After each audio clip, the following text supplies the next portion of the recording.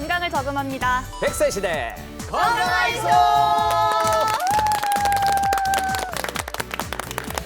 여러분을 건강 부자로 만들어드리는 시간. 여기는 장수은행입니다. 네, 행복한 일요일 아침인데 오늘 다들 봄나들이 계획 세우셨나요? 아 근데 봄철하면 우리 경수 씨 너무 바쁘잖아요. 행사. 맞아. 아니 혼자만 저렇게 바쁩니다. 아유, 예. 아니 얼굴 보세요. 얼굴이 반쪽이 되진 않았죠, 그죠? 발톱이 그래도 된 것 성수기니까 같아요. 보기는 좋네요. 요즘에 그 부산 경남의 크고 작은 축제가 열리면서 이렇게 굉장히 또 분주하게 다니다 보니까 네. 몸이 살짝 고돼요. 어. 하지만 그래도 축제 현장에 굉장히 또 많은 분들이 즐기고 또 웃는 모습을 보니까 저 또한 굉장히 보람차고 행복한 나날을 보내고 있습니다. 아, 부러워요. 그래도 굉장히 같은 MC로서 네. 제가 또 뿌듯함을 느끼고 있는데요. 맞아요, 맞아요. 네, 모쪼록 이런 봄나들이도 건강해야 다닐 수 있다는 거 꼭 염두에 두시고요. 오늘도 알찬 건강 소식 많이 준비했으니까요. 꼭 채널 고정해 주시기 바랍니다. 채널 고정. 아니 오늘따라 정말 네. 이 스튜디오에 이분들의 이 가운이 정말 더 화사하게 좀 봄꽃처럼 느껴지는 건 저만 그런 건가요? 느껴져요, 느껴져요. 바로 한번 좀 우리 주치 선생님들 인사 좀 네. 한번 부탁드리겠습니다. 정동원 원장님 안녕하세요. 봄나들이 즐겁게 가시려면 튼튼한 무릎 관절 필수겠죠. 힘내라 대한민국, 힘내라 무릎 관절 정형외과 정동호입니다.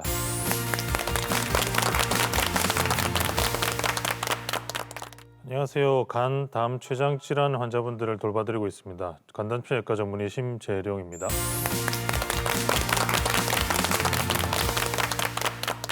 안녕하세요. 몸이 바로 서고 바로 걷기 위해서는 척추가 바로 서야겠죠. 척추 전문의 정형외과 최승현입니다.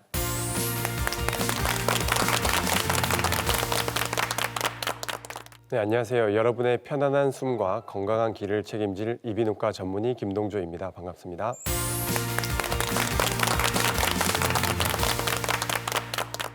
안녕하세요. 전체 임플란트를 주로 진료하고 있는 치과 신준혁입니다.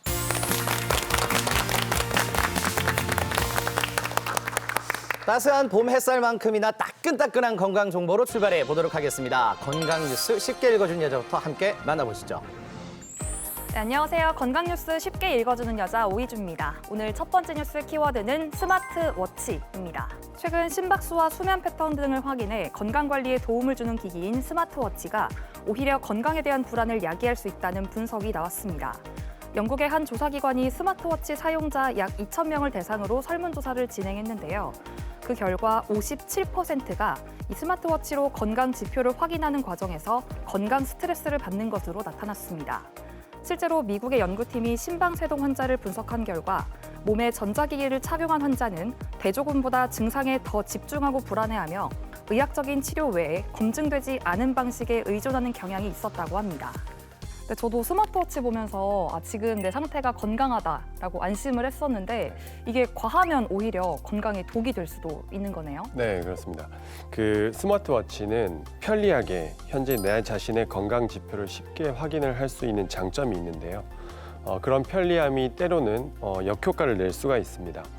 예를 들어서 건강 지표가 내가 기대했던 것만큼 좋게 나오지 않았을 때도 그럴 수 있고요.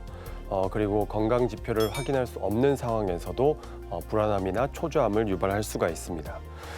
따라서 이것을 잘 활용하기 위해서는 분 단위로 시시각각 확인하기보다는 일주일 정도 단위로 좀 큰 범위로 확인을 하는 것이 좋고요. 심장 박동수가 좀 불규칙하게 측정된다든지 이러한 잠재적인 건강 문제가 의심될 때 확인해 보는 것이 가장 좋은 활용법이라 할 수 있겠습니다. 네, 두 번째 뉴스 키워드는 만성비염입니다. 만성비염으로 고생하는 경우 우리 몸의 비타민 D 수치 확인이 필요하다는 연구 결과가 나왔습니다. 국내 한 연구팀이 국민건강영양조사 자료에서 40세 이상 12,654명을 대상으로 비타민 D 수치와 생활습관, 또 신체 건강 상태를 포함한 다양한 요인을 분석했는데요. 그 결과 만성비염 환자군의 평균 비타민 D 수치가 17.73으로 비염이 없는 대상군의 수치 18.19보다 낮았습니다. 비타민 D 결핍이 있으면 만성비염 위험이 약 21%나 증가하는 것 또한 확인됐습니다. 네, 보통 비타민 D는 뼈를 튼튼하게 해주는 영양소라고 익히들 알고 계신데요. 이게 비염과도 관련이 있다니까 놀랍네요. 예, 맞습니다. 그래서 비타민 D는 사실 뼈 건강뿐만이 아니라 면역 조절에도 아주 중요한 역할을 수행합니다. 산화 스트레스를 줄여서 비염과 같은 염증을 완화시키고요. 그렇지만 이것이 부족할 경우에는 자율신경계 기능을 약화시켜서 만성비염 증상을 더 악화시킬 수 있는 것입니다. 따라서 만성비염이 있는 환자분들, 특히나 고령의 환자분들 같은 경우에는 비타민 D 수치를 꼭 확인을 하시고요. 일상생활에서 햇빛 노출 시간을 늘려서 비타민 D 수치를 좀 더 높여주는 것이 좋고, 그리고 계란이나 생선, 그리고 버섯 등과 같은 비타민 D가 풍부한 음식물을 자주 섭취하는 것이 중요하다 할 수 있겠습니다. 네, 지금 방송 보고 계신 시청자분들 중에서 이 비염으로 고생하시는 분들 정말 많으실 것 같은데요. 이 평소에 비염을 좀 예방할 수 있는 방법들이 있을까요? 네, 그 비염의 가장 중요한 치료 원칙은 일단 항원에서의 배제입니다. 즉 예를 들어서 뭐 고양이 알러지가 있는 분들, 사과 알러지가 있는 분들, 그런 분들 같은 경우에는 그러한 물질들과 멀어지는 것이 가장 중요한데요. 과거에서는 이런 항원을 찾아내기 위해서 피부 반응 검사를 시행을 했었거든요. 근데 그게 굉장히 어려운 검사고, 그리고 부작용도 심한 검사여서 많은 분들이 많이 시행하지를 못했는데, 요즘에는 피 검사를 통해서 간단하게 시행을 할 수가 있습니다. 그래서 약 100여 종의 항원을 찾아낼 수가 있고, 이런 항원들을 찾아낸 이후에는 이제 그 항원에 맞추어서 생활 습관 교정을 좀 해주는 것이 좋습니다. 예를 들어서 진먼지 진드기에 강한 항원성이 나온다면 이제 침구류를 자주 세척을 해준다든지, 환기를 자주 시켜준다든지, 그리고 천으로 된 소파보다는 가죽으로 된 소파를 활용한다든지 하는 방식이 좋고요. 예를 들어 꽃가루라든지 나무 이런 것들에 알러지가 있는 분들은 야외 활동을 하실 때 꼭 마스크를 착용하는 것이 도움이 될 수 있겠습니다. 네, 지금까지 건강뉴스 쉽게 읽어주는 여자 오희주. 그리고 김동조였습니다.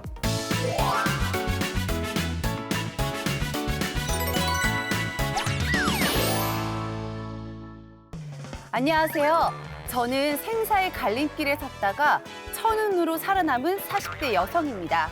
평소 꾸준히 요가도 하고 음식도 가려 먹는 편이라 병가는 거리가 멀다고 생각했습니다.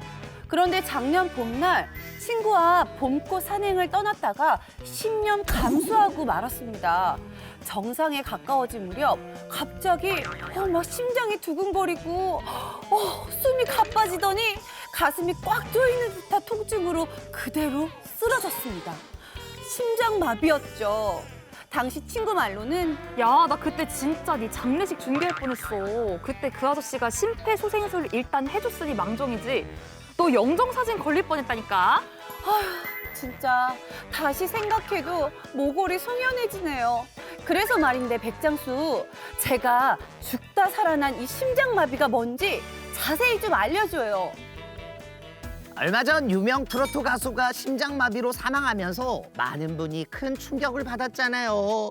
원장님들 주변에도 심장마비 겪은 분들이 계시는지, 심장 건강을 위해서 특별히 하는 것들이 있는지 우리 심재룡 선생님부터 말씀해 주세요. 다행히 제 주변에 심장마비를 겪었다거나 심장마비로 인해서 돌아가셨다거나 그런 분들은 아직 계시진 않습니다. 그래서 천만 다행이라고 생각하고 있는데요. 저는 이제 평소에 심장마비나 이런 심장 걱정을, 건강 걱정을 하면서 딱히 행하는 운동은 아직 별로 없긴 한데 운동을 하려고 노력을 하고 있습니다. 노력을 하고 있고 네네. 일주일에 2번, 3번 정도라도 1시간씩, 2시간씩 유산소 운동을 하려고 역시 노력을 하고 있습니다. 그럼 이제 그 선생님 저랑 만나가지고 일주일에 한 2번 정도를 같이 좀 러닝도 뛰고 운동 좀 해보자고요. 노력만 하시지 말고요. 자, 우리 최승현 원장님께서는요? 저는 심장 관리를 위해 특별히 한다기보다는 이제 건강 관리를 위해서 규칙적인 운동을 하려고 하고 있고 절주나 금연을 하려고 노력은 하고 있습니다. 우리 원장님들 선생님들 다 노력만 하시면 어떡해요. 이제는 도전해 보자고요. 우리 정동욱 원장님은요? 저도 다행히 주변에 심장마비로 돌아가신 분들은 없는데요. 이제 한 연구 결과에 따르면 일주일에 한 1시간씩만 웨이트 트레이닝을 하더라도 심장마비의 확률 한 70% 정도 줄일 수 있다라고 합니다. 그래서 저는 최근에는 너무 거창한 운동은 아무래도 시행하기 어렵기 때문에 하루에 1분이라도 플랭크 운동을 통해서 코어 근육을 좀 강화시키기 위해서 노력을 하고 있습니다. 좋습니다. 신준혁 원장님은 노력도 안 하실 것 같은데 좀 어떠세요? 저도 아직까지 특별히 하는 건 없지만 내일부터 이 산책이라도 해야 되겠다라는 노력을 하겠다는 마음을 먹고 있습니다. 네. 내일부터 알겠습니다. 도전 좋습니다. 자, 김동조 원장님은요? 한창 이제 과음을 많이 하고 하면 심장이 엄청 두근거리는 심계항진이 있어서 순환기 내과 친구한테 한번 물어본 적이 있었습니다.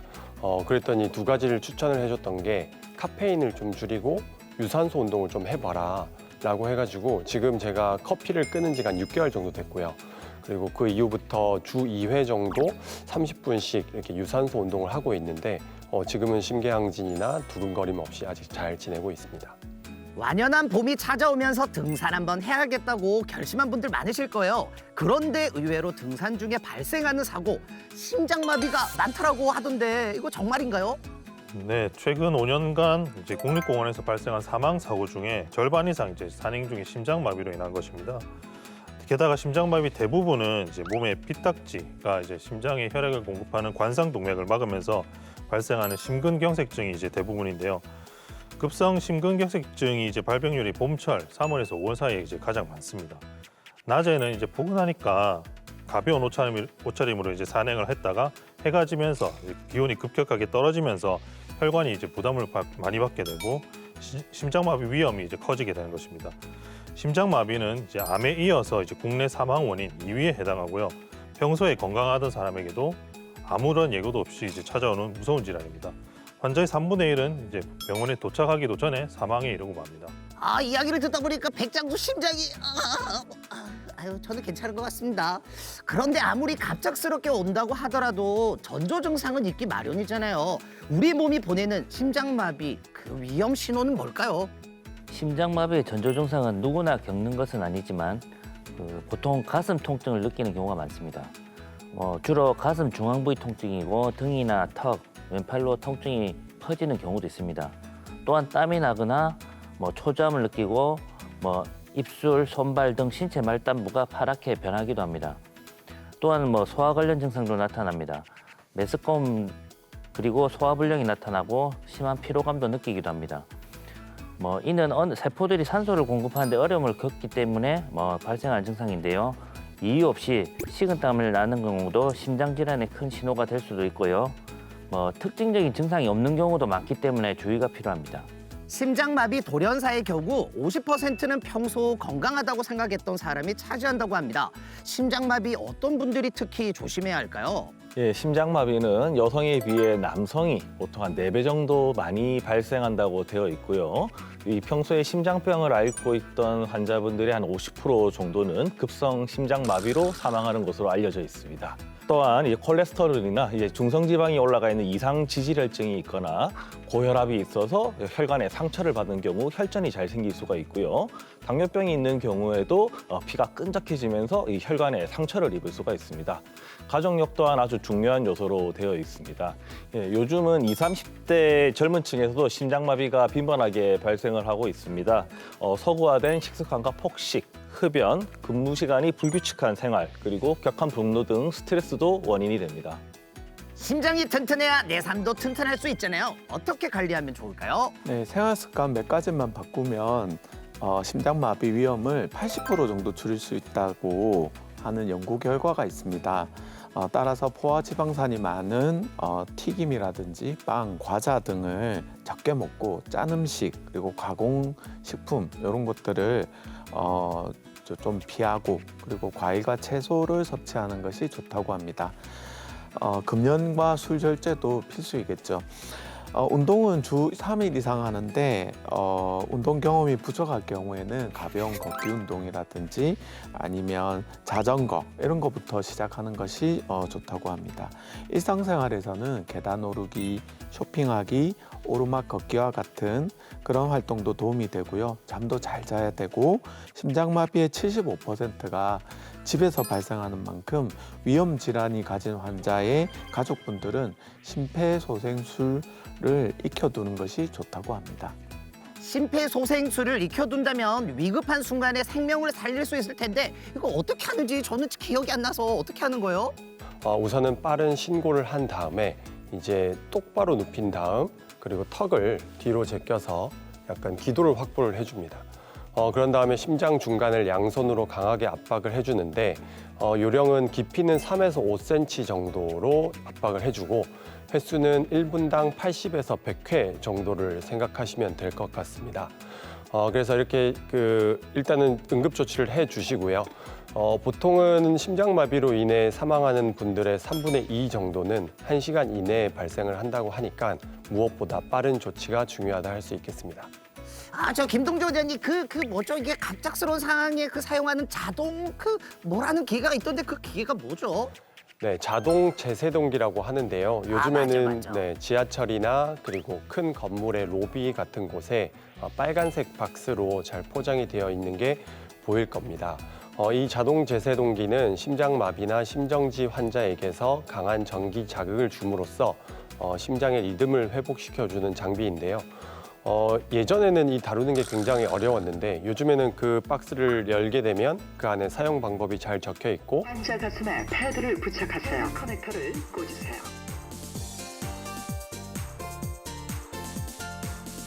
단 이제 심폐소생술이나 제세동기 같은 경우에는 심장에 맥박이 없다든지 호흡이 없는 환자를 대상으로 사용해야 되겠습니다. 심장은 우리의 몸의 엔진이잖아요. 엔진이 고장나면 큰일이니까 잘 관리해서 언제든지 힘차게 달릴 수 있도록 평소에 좀 지켜주자고요. 여러분, 거북한 수다 다음 주에 또 만나요.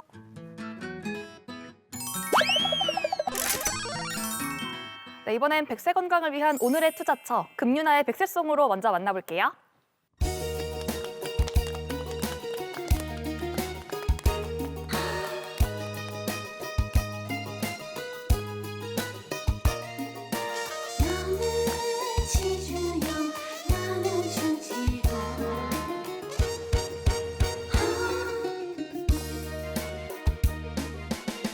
임플란트 하기 위해 치과에 왔네. 예정된 시간표대로 치과에 왔네. 너는 지주염 나는 충치로 치아를 뽑아버렸네. 사랑했지만 갈 길이 달랐다. 치료의 시간표대로 치료해야 해.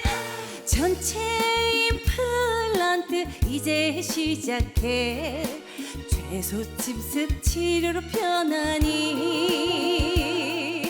너는 시주염 나는 충치로 임플란트 치아 심었네.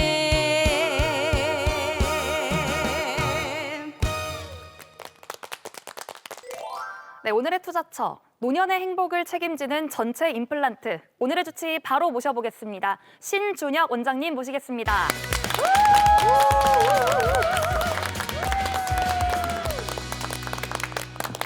원장님 반갑습니다. 안녕하세요. 네. 이 자리에 서시는 게 얼마만이에요, 그렇죠? 그러니까요. 근데 제가 원장님을 이렇게 쭉 뵙고 있으면은 예술 작품을 만드시거나 창작하는 좀 아티스트 느낌도 좀 없잖아 있는데. 맞아요. 그렇죠. 어딜 저도 보고요? 네, 좀 그래 보이는 느낌이 있어요. 이 어릴 적엔 좀 어떠셨는지, 그리고 또 치과 의사가 된 계기가 있으셨다면은 어떤 계기가 있었을까요? 예, 사실 제 자랑 조금만 하자면 저는 많이 하셔도 돼요. 열려 있습니다. 어릴 때 이제 네. 사실 그림이나 그 조각하는 걸 좋아해서 그림 신동이었어요.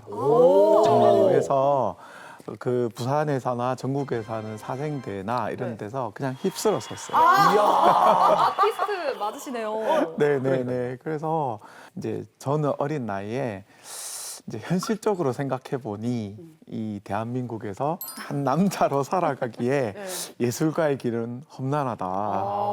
그렇게 생각해서 그냥 치과의사의 길을 선택했는데요. 네. 치과 영역이야말로 예술가의 영역과 굉장히 접목이 된다. 그리고 이런 손재주나 감각이나 이런 것들이 굉장히 필요한 직업이구나라는 생각을 하면 할수록 더 많이 들어요. 지금 보니까는 그러면 캔버스 대신에 치아로 아트를 하고 계신 건데 그러면 어떻게 저희가 좀 덴탈 아티스트라고 불러드려도 되는 건가요? 아. 요즘에 그런 게 중요하거든요, 선생님. 뭐 이렇게 닉네임 같은 거 있잖아요. 선생님은 또 전 세계를 다니시면서 강연을 하시잖아요. 그럴 때마다 이렇게 못 알아듣는 사람, I am dental artist, 뭐 이런 식으로 하시면 별칭처럼. 그렇죠, 그렇죠. 네. 전 세계적으로 더 인기가 많아지시지 않을까 싶어요. 너무 오글거려서 뭔가 좀 오글거리긴 해. 아우. 멋있잖아요. 근데 선생님 저 궁금한 게요. 네네. 선생님 정말 전 세계를 다 돌아다니시면서 강연하고 계시잖아요. 네네. 그럴 때 선생님 너무 잘하실 것 같은데 우리나라의 이 임플란트 수준이 지금 어느 정도 되는지 저희는 사실 모르거든요. 정말 탑을 찍는 최고 탑 레벨의 의사는 어느 나라의 뭐 이런 걸 떠나서 개인의 영역이라고 생각을 합니다. 그런데 이제 전체적인 평균을 봤을 때 그런 저변의 어떤 두터운 임플란트 능력을 가진 치과 의사의 층, 전체적인 능력 이런 걸 봤을 때는 우리나라가 세계 1위입니다. 네네네. 그렇게 저는 개인적으로 자부합니다. 와, 일이 엄청나네요. 네. 발전도 빠르고. 네. 그러니까요. 임플란트의 역사는 꽤 된 걸로 알고 있는데요. 국내에는 언제쯤 들어왔고 초창기에 비해서 얼마나 이제 발전했는지 궁금합니다. 맞아요. 네, 원래 임플란트 시작은 우리 정동우 원장님 파트인 정형외과. 에서 정형외과 의사분이 먼저 개발을 한 거예요. 임플란트를요? 모르셨죠? 네. 그래서 그게 이제 티타늄이라는 금속이 뼈하고 화학적으로 이렇게 붙는구나. 그래서 그런 걸 발견을 해서 먼저 정형외과 영역에서 적용을 했었고, 그걸 이제 치과 영역에서 도입을 했는데, 실제적으로 우리가 현재 쓰고 있는 임플란트의 형태는 1980년대, 90년대부터 이제 유럽을 비롯한 외국에서 미국 뭐 이런 데서 먼저 유행을 해서 한국에 들어왔어요. 근데 한국이 거의 가히 세계 1위라고 제가 말씀드린 거는 그 이후에 1990년대 이후부터 한국의 그런 임플란트 회사도 만들어지고 또 여러 가지 저변이 확대가 되면서 엄청나게 발전을 한 거죠. 이제는 당일 식립, 당일 보철을 만들 수 있을 정도로 그만큼 속도가 빨라졌고 이제는 잇몸을 이렇게 이식을 하거나 이런 걸로 만들어낸 것뿐만 아니라 그래서 하이브리드 타입이라고 하는데 잇몸을 또 이렇게 재현을 해내는 기술 그리고 이런 것들이 한두 개 치아에 국한되는 게 아니라 전체 임플란트에 적용이 돼서 그 정도 기술까지도 발전을 하고 있는 중입니다. 와, 그러면 대부분 뭐 27년, 28년 정도 되셨는데 그 많은 환자 중에 좀 기억에 남으시는 환자분 있으실까요? 네. 여기 환자분께 이제 동의를 구하고 이제 이렇게 제가 자료를 준비했는데요. 정면을 보면 그냥 이렇게 깨끗하게 정리가 됐구나 이렇게 그러니까요. 생각을 하실 텐데요. 밑에 측면을 보시면은 어떻게 됐냐면 여기 인중 부분이 많이 꺼지고 아래 턱이 이렇게 맞아요. 주걱턱처럼 네, 나오잖아요. 나오셨네요. 치아를 치료를 하면서 어떻게 됐죠? 정상적인 형태로 만들었고 네, 정상 교합이 됐어요. 네, 잇몸을 예전에는 이렇게 하이브리드 보철이 아니면 치아만 만들었을 때는 잇몸을 지지하지 못하니까 인중이 꺼져요. 그리고 이 밖에까지 이 보철물을 이렇게 빼서 만들기가 힘든데 이렇게 하이브리드 타입의 이런 오론 X라고 합니다. 이런 보철은 이 치아 위치에 상관없이 이 이상적인 그런 위치로 치아를 보낼 수가 있거든요. 그래서 이렇게 만든 거예요. 하루아침에 바뀐 거예요. 그래서 이 환자분은 마치 양악 수술이 한 것처럼 진짜 그런 느낌이에요. 이 결과가 나온 거예요. 우리가 치아가 6세, 뭐 10대 되면 치아가 완성이 되잖아요. 그때부터 60평생까지 한 번도 이런 외형을 가져본 적이 없다. 그런 콤플렉스가 극복이 됐고 또 두 번째는 한 번도 이렇게 씹어본 적이 없다. 그러니까 다른 사람이 돼보지 못하니까 이 씹는 게 이런 거구나라는 걸 이제 처음 알게 된 거예요. 이런 케이스들이 치과 의사로서는 굉장히 보람을 느끼고 환자분도 굉장히 저한테 감사해하면서 거의 제 팬이 돼 있으신 분들이 굉장히 많습니다. 네네. 진짜 그렇게 될 것 그러실만 같아요. 할 것 네. 같아요. 그러니까요. 네.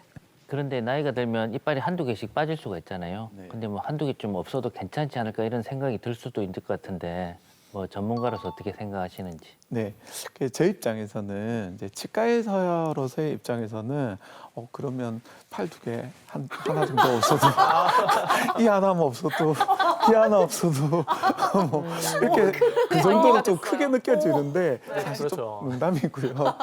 사실 치아가 28개인데 네. 그 중에 뭐 한두 개 정도 없다고 뭐 앞니 이게 빠진 게 아닌 이상 그렇게 당장에 큰 불편은 아니라고 생각은 들어요. 네. 환자분 입장에서 이해는 해요.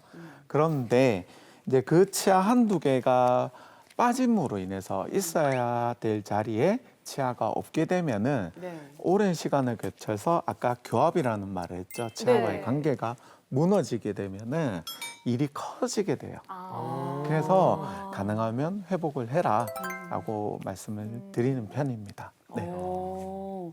원래 그러니까 한마디로 원래 있는 자리에 있어야 된다. 그렇죠. 그런 말씀이신 네. 거잖아요. 네, 네. 근데 이렇게 보니까는 이런 임플란트 치료가 노인분들께도 조금 치매에도 많이 도움이 된다고 네. 들었거든요. 네, 근데 그 노인분들에게는 그러면 꼭 좀 필요한 뭐 치아 개수나 네. 뭐 종류 같은 게 이렇게 있을까요? 요즘에 저희가 치과 모토에서는 2080이라는 말이 있어요. 그 말이 20개 치아를 80세까지 가자. 그래서 네. 그래서 80대에도 한 20개 정도면은 이제 건강하지 않을까 목표로 하는 그런 거 얘기하는데 네. 이제 솔직히 요즘에는 임플란트 시대에 또 국가에서 또 보험까지 의료 보험까지 임플란트가 되는 그런 상황에서는 그래도 24개 정도는 있는 게 좋겠다라는 생각이 들고요. 요즘에 또 먹거리들이 좋아요. 그래서 한 그 정도가 안정적이지 않을까라고 생각하고 있습니다. 이 주변에서 그 임플란트 한두 개 하신 분들은 흔히 볼 수 있는데 이게 심각해지면은 전체 임플란트를 해야 한다고 합니다. 네. 그럼 전체 임플란트 어떻게 진행되는지 화면으로 함께 만나보도록 하겠습니다.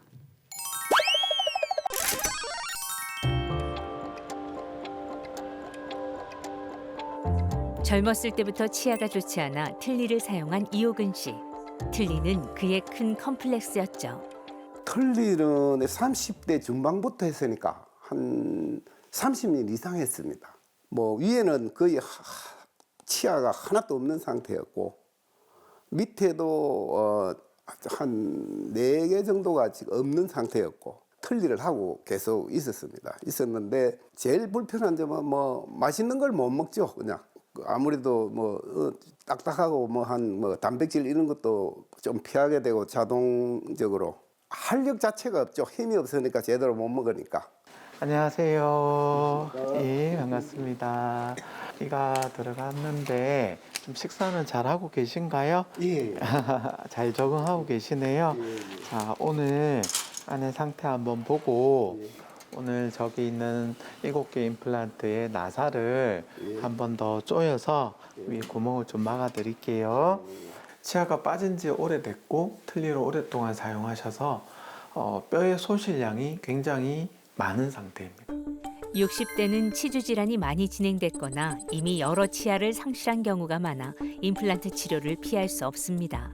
아래쪽은 비교적 남아있는 잔존 치아가 우리가 치주 치료를 통해서 이를 살릴 수 있는 치아라고 판단을 했습니다. 그래서 양쪽 3개의 치아들은 치아를 살리는 쪽으로 갔고 양쪽 어금니 2개, 앞니 쪽에는 부분 임플란트를 해서 치아 타입의 임플란트를 제작을 해서 완료를 했습니다.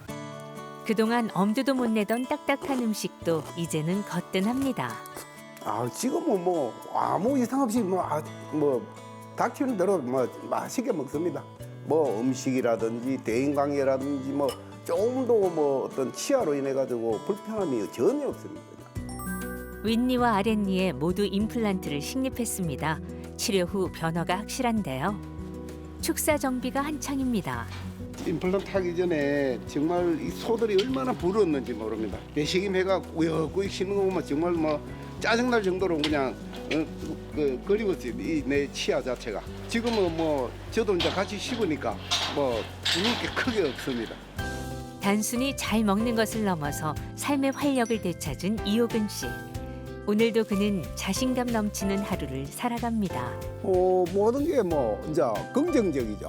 긍정적이고 뭔가 좀 도전적이다 그럴까.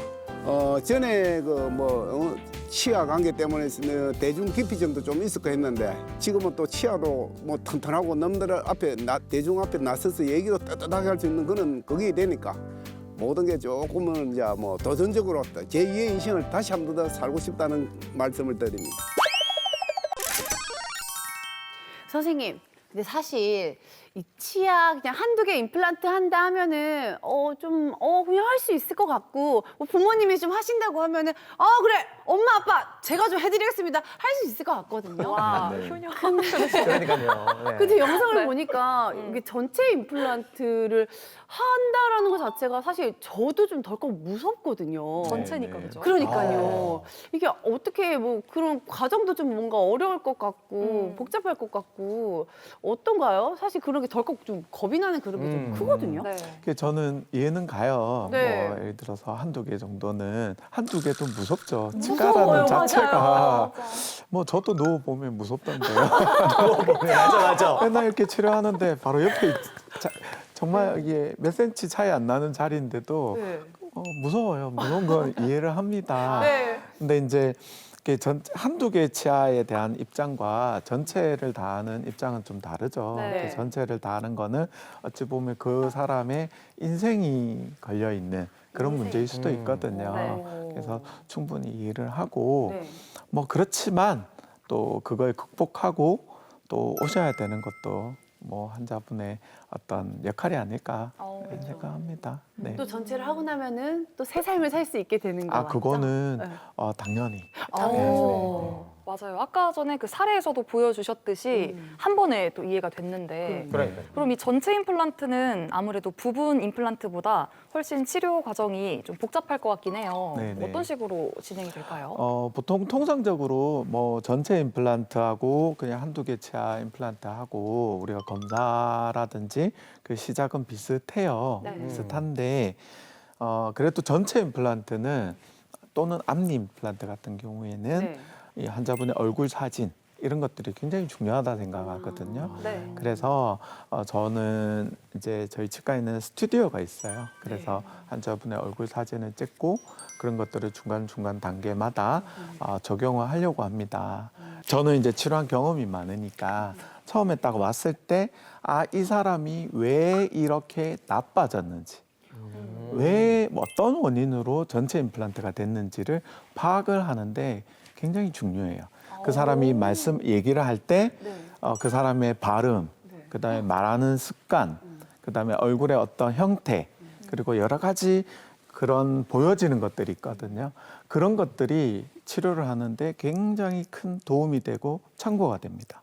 그래서 그 과정을 중요하게 생각하고요. 특히 이게 유전적 요인이 있는지 아니면 뭔가 다른 요인의 뭐 습관에 의해서 이렇게 된 건지 뭐 사고로 이렇게 되는 건지 그런 걸 파악하기 위해서 환자분들께 뭐 젊었을 때 사진을 가지고 오라. 뭐 보통 얼굴이 이렇게 좀 자신감이 없는 분들은 사진을 잘 안 갖고 있어요. 그런데 결혼식 사진은 다 들고 있거든요. 그래서 결혼식 때 사진이라든지 뭐 웃는 사진이 아니더라도 아니면 가족분들 얼굴 사진도 보여달라고 그래요. 혹시 유전이 아닌가. 그래서 그런 것들이 굉장히 중요하다고 생각합니다. 네. 아니 그러면 전체 임플란트를 하게 되면은 아무래도 좀 오래 걸릴 것 같은데 치료 기간은 어느 정도 잡아야 하나요? 천차만별이죠. 왜냐하면 아까 말씀드린 것처럼 어떤 요구라든지 직업이라든지 뭐 예를 들어서 방송에 나오는 아나운서다 아니면 뭐 정치를 하시는 정치인이다 이러면 이제 대중 앞에 서야 되니까 외형적인 게 중요하거든요. 그럴 때는 임시 틀니라든지 임시 치아라도 빨리 해결을 해줘야 되는 치료 목표가 설정이 되는 거고요. 그게 아니라 나는 천천히 해도 돼. 튼튼하게 하는 게 좋아. 이럴 때는 기초부터 다져나가는 그런 시술이 또 필요하고요. 그래서 이 당일에 뭐 보고 급하면 당일에 뭐 치아를 심고 이를 빼고 임플란트를 심고 임시 치아를 해서 치료를 끝내는 경우도 있고 뭐 아니면 이제 FM대로면 한 6주 정도면 끝나는 경우도 있고 아니면 뼈가 굉장히 안 좋은 난 케이스를 저는 굉장히 많이 하거든요. 그런 경우에는 뭐 1년, 2년 이런 경우까지도 갈 수가 있어요. 근데 우리 최승현 원장님께서요. 아까 네. 대기실에서 굉장히 궁금한 게 많으셨거든요. 학구열이 엄청나셨어요. 네. 맞아요. 손 먼저 최승현 원장님 끊으시고. 오늘 기회입니다. 한번 궁금하신 거 다 여쭤보세요 한번. 뭐 제가 최근에 어금니 하나를 임플란트를 했었는데 예. 하고 보니까 그때 한때 뭐 염증 치료하고 신경 치료하다 보니까 6개월이 걸렸습니다. 근데 이게 사실 전체 임플란트를 치료하면 그 기간 동안 뭐 먹는 거나 이런 거 해결되는 것도 굉장히 궁금할 것 같은데요. 기간도 궁금하고 그래서 거기에 대해서 좀 설명 좀 해주십시오. 우리나라 사람이 제일 좋아하는 건 쉽고 편하고 빠르게 그러면서 싸게 뭐 이런 식이 너무 좋죠. 좋잖아요. 얼마나 듣기 좋습니까? 근데 솔직히 진료 철학에서는 그렇지 않아요. 그렇지 않고 특히 가까운 사람이거나 일반 환자분들도 저도 특히 가까운 사람들을 치료를 할 때 아까 우리 최성현 원장님이 얘기하신 것처럼 뭐 다른 데는 한두 달이면 끝난다던데 6개월이나 걸려가지고 피곤해 하고 막 엄청 얘기하잖아요. 심지어는 뭐 저희 어머님도 아들아 불편한데 왜 빨리 안 해주냐부터 시작해서 불편하시니까. 그러거든요. 빨리 해주고 말자. 그러면 할 수 있어요. 할 수 있습니다. 그런데 제가 하는 임플란트는 평생 갔으면 좋겠다는 생각으로 하거든요. 사명감으로. 정말로. 네네. 그리고 막 저희는 또 이 치과 의사는 이게 흔적이 남는 진료잖아요. 네. 그렇잖아요. 그러면 제가 이분을 진료했으면 이 치료는 제 명함과도 같은 거예요. 그렇죠. 그래서 저한테 이 치료를 받았는데 탈이 나고 뭔가 안 좋아 이러면 제가 이제 이게 면이 안 서는 상황도 생기거든요. 그렇죠. 그래서 6주하고 얼마 못 가서 3년도 못 가서 탈 나는 걸 선택할까? 아니면 뭐 오래 쓸 수도 있겠죠. 그 요행이지만 아니면 뭐 20년, 30년 쓰는데 6개월, 1년 정도 걸리는 걸 택할까? 저는 후자거든요. 그렇죠. 그래서 욕을 먹더라도 저는 그쪽으로 갑니다. 그래서 이거는 진료 철학에 따라서 치료 기간은 좀 바뀔 수 있다 생각하고 이걸 들으시는 시청자분들이나 환자분들도 그거를 치과 의사의 그런 면들을 이제 이해를 해주셨으면 좋겠어요. 그럼 우리 최승현 원장님은 잘 진료 받으신 거네요. 제가 볼 때는 그렇죠. 제대로 받고 계신 거죠. 축하드립니다. 어느 치과 의사가 6개월, 1년 동안 치료를 끄고 가면서 하고 싶겠냐고요. 빨리 끝내고 싶죠. 제가 사담을 좀 넣자면 제가 친한 후배가 치과 의사인데 형 빠른 걸 원해요. 튼튼한 걸 원해요 이러더라고요. 그래요. 한 뼈 붙이고 하는 게 맞지 않으니까 그 친구가 한 말이 역시 정형외과 의사랑 다르네요. 이렇게 이야기를 하더라고요. 아니, 아까부터 보니까 그 김동주 원장님 계속 궁금하신 거 있으신지 이렇게 손을 이렇게 들락말랑 하시더라고요. 그러니까요. 혹시 궁금한 점 있으시면 질문 한번 해주세요. 제가 듣기로는 그 원장님 치과에서는 치아 예방 관리도 해준다고 들었는데 좀 생소한 내용이어서 네네. 그런 내용 좀 설명 좀 부탁드리겠습니다. 가장 좋은 방법은 환자분이 관리를 이제 스스로 잘 하시면 좋은데 못하는 경우가 너무 많잖아요. 바쁘고 그렇죠. 그래서 강제하자. 관리하는 거를 보통은 치료를 하고 나서 제가 전체 임플란트를 하고 나면 일주일 뒤, 한 달 뒤, 3개월 뒤, 그다음에 6개월마다 한 번씩 엑스레이는 1년에 한 번씩 이렇게 찍거든요. 근데 이제 관리를 좀 강하게 해야 되겠다. 이런 분들은 저희 예방 클리닉에서 2달에 한 번씩 무조건 오게 합니다. 와서 대신 관리를 해주는 거예요. 양치도 대신 해드리고 그다음에 칫솔 뭐 이런 것들도 맞춤형으로 처방해드리고 굉장히 많은 위생용품들이 있잖아요. 그 치과 위생사라고 하는 전문 인력들이 있는데 그분들이 딱 붙어서 이분 케이스에는 이게 맞고 이렇게 치료하는 게 맞고 이런 거를 맞춤형으로 하나하나 관리를 해주는 그런 프로그램입니다. 그러니까 까먹을 때 되면 와서 한번 또 혼나고 또 까먹을 때는 안 혼나고 그렇게 되는 거네요. 네네. 칭찬하고 잘하셨다고 칭찬해요. 칭찬하고. 채찍과 당근처럼. 원장님 제가 이제 커피를 많이 마시는데 그런 연유인지 저도 커피 때문인지 뭐 다른 원인 때문에 치아가 많이 누렇게 되는데 맞아요. 방금 말씀하신 그런 관리 같은 걸 받으면 이제 변색된 것도 좀 많이 하얘질 수 있는 건지 좀 궁금합니다. 네, 맞습니다. 사실 저도 커피를 너무 좋아해서 도저히 못 끊겠는 거예요. 맞아요. 저는 특히 믹스 커피라서. 커피 어떻게 하시잖아요. 아, 그래요? 그럼요. 그래서 저희가 치아 미백 젊은 분들이 네. 이제 뭐 나이부 드신 분도 그렇지만 치아가 깨끗하고 맑고 투명하고 하얀 걸 원하잖아요. 네, 맞아요. 그래서 우리가 미백 같은 거를 하면 전문가 미백을 하면 이제 주의사항이 뭐냐면 커피 마시지 말하거든요. 이게 착색이 되니까. 네. 그래서 뭐 이렇게 연구 미백, 반연구 미백이다 이래서 라미네이트나 이런 걸 하기도 하는데 네. 이제 그런 걸로 안 될 때는 아까 그런 예방 클리닉에서 저희가 이제 그런 미백제를 쓰기도 해요. 간단하게 미백제를 쓰기도 하고 뭐 장비로 치면은 에어플로우라고 해서 스케일링 할 때 우리 초음파 스케일러로 스케일링을 보통 치석 제거를 하는데 에어플로우는 고압 분사가 돼서 치면에 붙어 있는 그런 착색된 것들을 깨끗하게 제거하거든요. 그래서 그런 정도만 해도 굉장히 밝아져요. 그래서 전문가 미백을 너무 이렇게 6개월 이내에 너무 자주 하게 되면은 치아가 좀 상할 수가 있기 때문에 이런 식으로 해서 깨끗하게 관리하는 경우도 많이 있습니다. 참고하셔야 될 것 같습니다. 네. 맞아요. 많은 분들 아마 당장 치과로 가실 것 같습니다. 네, 치과로.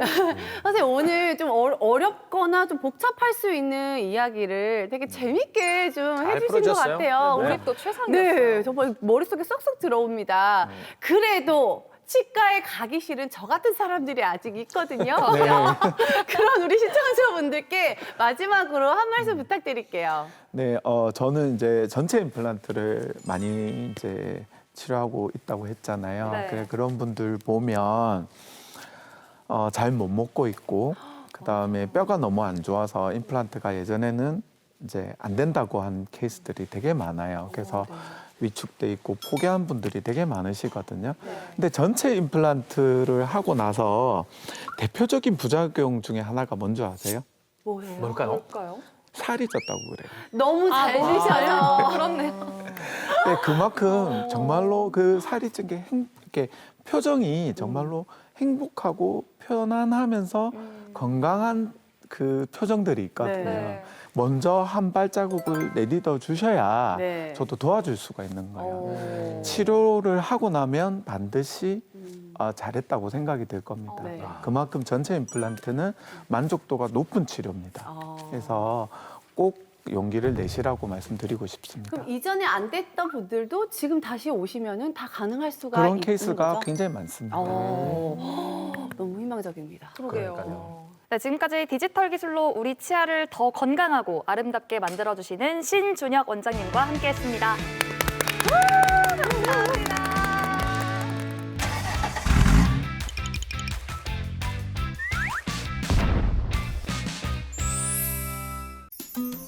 나물은 사계절 내내 즐겨 먹지만 새싹이 돋아나는 봄에 더 특별한 대접을 받는데요.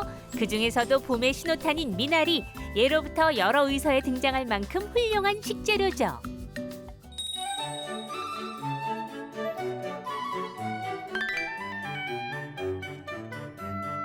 네, 한의학에서 미나리는 수근이라고 하는데요.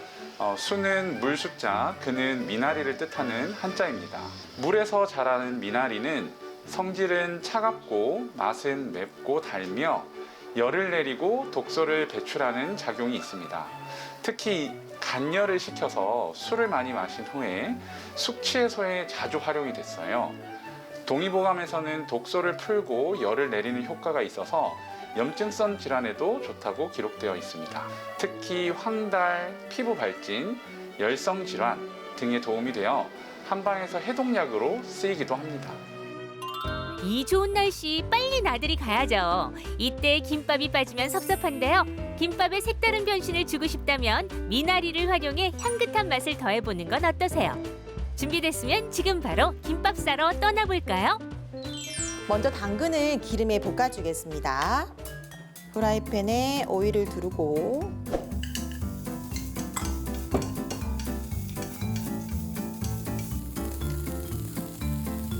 소금 살짝 뿌리시고요.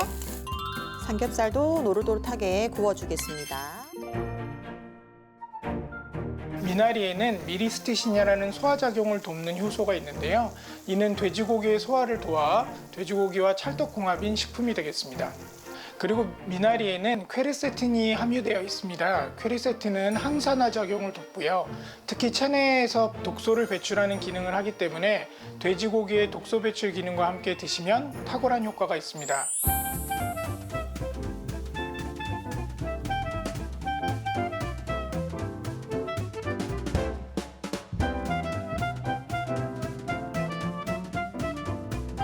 미나리 자리를 잡고 자, 단단하게 한번 말아보겠습니다. 꾹꾹꾹 누르면서 조심조심 말아주시고 끝에 여기 밥이 없는 부분에는 끝부분에 살짝 물칠을 해주시면 단단히 고정시킬 수 있습니다.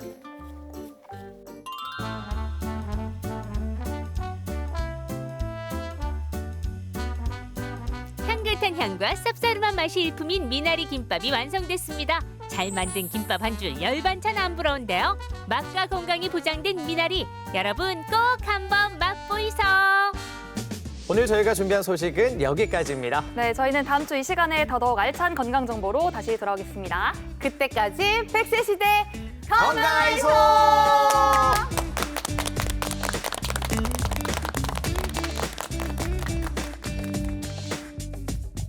프로그램에 참여하신 분들께는 국내산 숯불 민물장어 전문점 장덕장어에서 식사권을, 동화 속 힐링 카페 올드머그에서 상품권을, 근육이 미래다 크로노스 짐에서 선글라스를 드립니다.